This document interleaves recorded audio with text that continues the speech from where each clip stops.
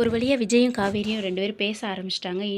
4, 5 நாளாக வந்து 2 பேருமே பேசவே முடியல, சந்திக்கவே முடியல வெண்ணிலாவால். இப்போ வந்து கரெக்டாக விஜய் உட்காந்துருக்கும்போது காவேரி போய் உட்காந்து பேசுகிறாங்க. அப்போ பேசுகிறப்ப சொல்கிறாங்க, இது எப்போ தான் முடியும் அப்படிங்கும்போது, கொஞ்சம் கொஞ்சமாக முடியும். நம்ம வந்து பழசெல்லாம் எடுத்து சொல்லி அவகிட்ட ஞாபகப்படுத்தினா தான் எல்லாமே சரியாகும் அப்படின்னதும், உங்களால் மட்டும்தான் முடியும். எனக்கு அவங்கள பற்றி என்ன தெரியும்?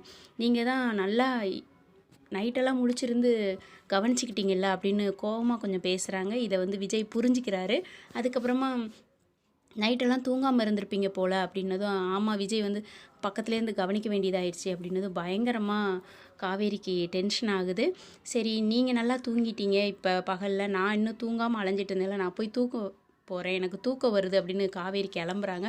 பயங்கரமாக விஜய் சொல்கிறாரு, எப்படியோ ரொம்ப பொறாமையில் இருக்கிறா, ஆனால் வெண்ணிலாவே யோசித்து பார்க்குறா.